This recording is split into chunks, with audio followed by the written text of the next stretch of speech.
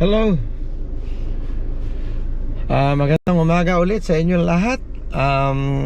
Ngayon naman papasalan natin yung Taco Bell. Kakain tayo ng taco.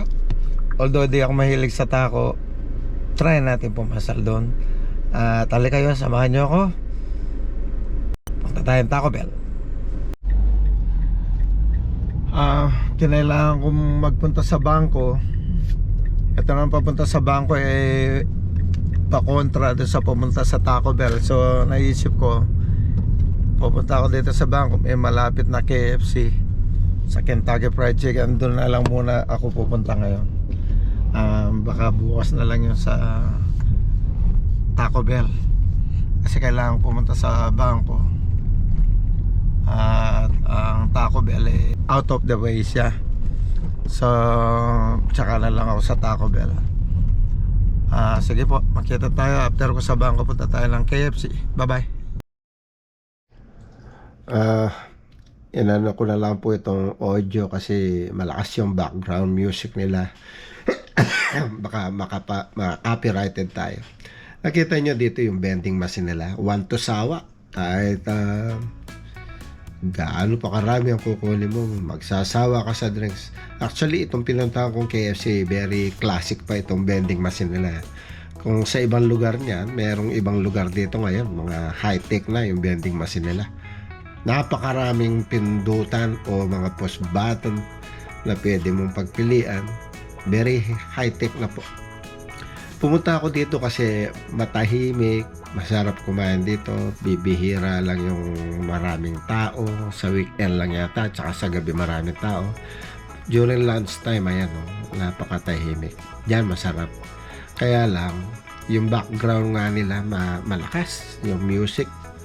Alam nyo na, si Lolo Whitey, baka i-copyright tayo.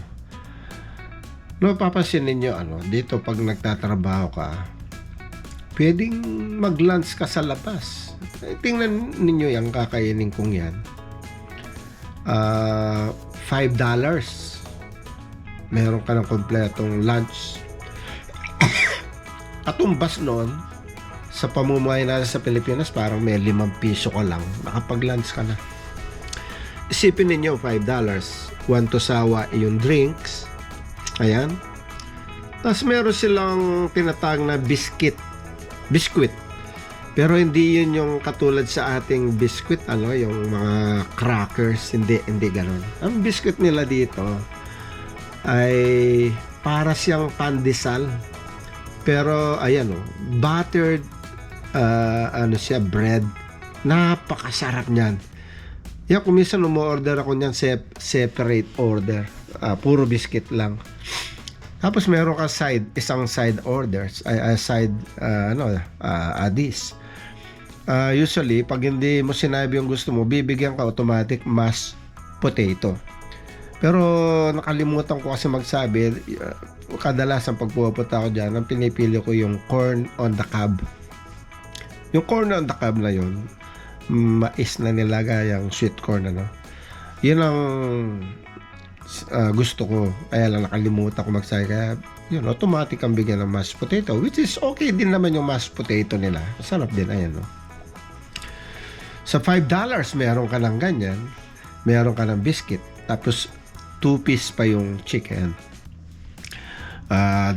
Dalawang piraso yung chicken nila. Tatanong ka kung gusto mong white meat o dark meat. Yung dark meat nila yung leg and thigh. Yung white meat naman yung breast and wings. Yun, pinipili ko yung dark. Masarap yun pati buto nangunguya mo Ganyan lang ka-easy. Kahit kung gustuin mo, halimbawa mag-isa ka lang umuupa sa apartment, huwag ka na magluto, bili ka na lang sa labas. Sipin mo yan, $5, busog ka na. Ngayon, kung malakas ka kumain, order ka ng 3 order, pwede pa rin, $15.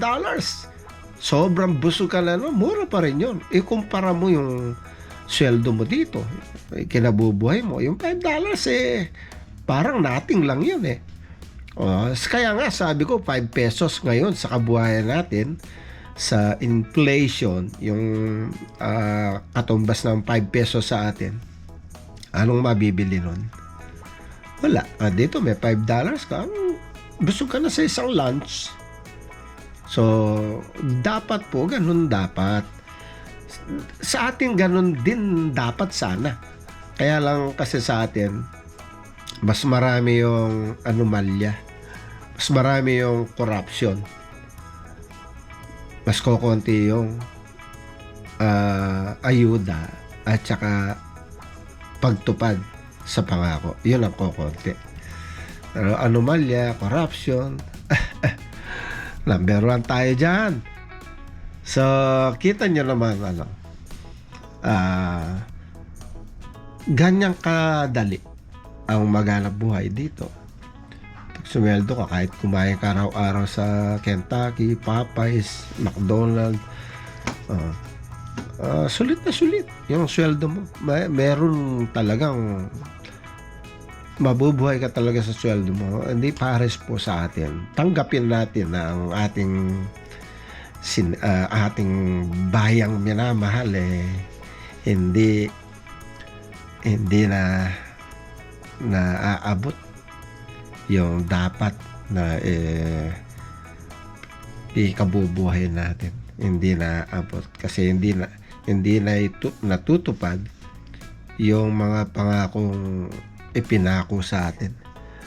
Nangyaring madali lang yan sa 6 na taon nung panahon ni Tatay Diggs. Talagang maganda yung lipunan natin noon. Pero maliban doon, before and after that, wala po. Ewan ko lang, baka pwedeng mali ako, pero hindi. Lalo pa sa panahon natin nga. Tsaka sa atin kasi, maraming nagiging mangmang. Maraming hindi nalalaman kung anong nangyayari sa ating lipunan, kung saan napupunta yung ating mga sa pera ng taong bayan. Kasi yung mga style sa atin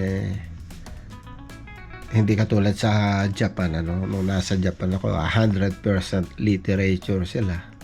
Kasi kay matatanda na, kay hindi nagtapos sa pag-aral, kay mga homeless, naiintindihan yung nangyayari sa lipunan. Kasi wala pong nihong list doon. Walang nihong list. Hindi sila nagini-nihong list. Puro nihong. Go. Bili ka ng dyaryo, sa pahayagan, sa TV, sa radyo, puro nihongo. Naiintindihan lahat ng mga Hapon. Sana ganun sa atin. Kaya sa atin, kapag hindi ka nag-aaral, kapag ka pobre ka, wala kang maintindihan pag nanood ka ng TV kasi pagalingan sa English Taglish. Yun ang hindi ko maintindihan hanggang sa panahon na to. Kung bakit sa atin, Pilipinas, manood ka ng news, Taglish. Minsan mas marami pa yung English. Mag-ano ka sa mga pahayagan, English. Ayan, kaya maraming nagiging mangmang lalo. Hindi naiintindihan ano nangyayari sa Pilipinas. Sana pupunta yung pera ng taong bayan. Malaki ang anomalya sa atin, ang corruption. Yan ang sinasabi ko. Hindi may pagmamalaki ang ating government system. Hindi ka pwedeng magyabang sa ibang bansa. Pilipino ako, ganito. Hindi.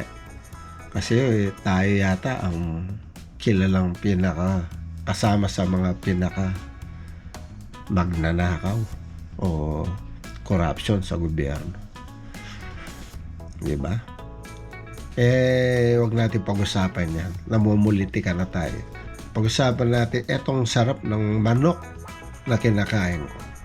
Diyan po, ipinapaliwanag ko kung gaano kadali ang mabuhay dito. Kahit na nasa minimum wage ka, kaya mo pa rin suportahan ang pangangailangan ng sarili mo. Pares din ng Japan. Sa Japan, ganun din Kayang-kayang suportahan basta may trabaho ka. Sa Pilipinas po, madalang lang ang nakakagawa niyan sa mga naghahanap buhay. Kalimitan, isang kahig, isang tuka ang nangyayari sa atin. Di ba? Kaya nakakalungkot isipin na meron tayong ganong sistema. Kontrolado ng mga nagtatrabaho sa atin. Naturingan na sila'y trabahador natin. Sila ang tagapaglingkod natin. Sila'y pinapasweldo natin, pero hindi po ganun ang nangyayari.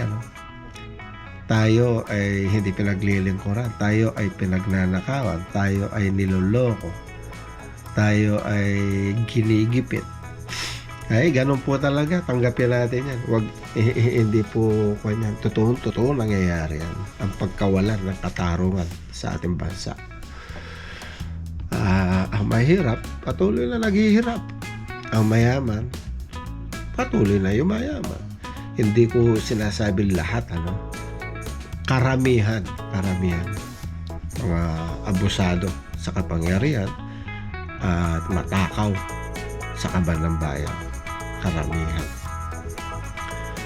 Ngayon po, gusto kong mag-shout out kay Aimee 2011 ng Brunei. Salamat po sa panonood ng aking video.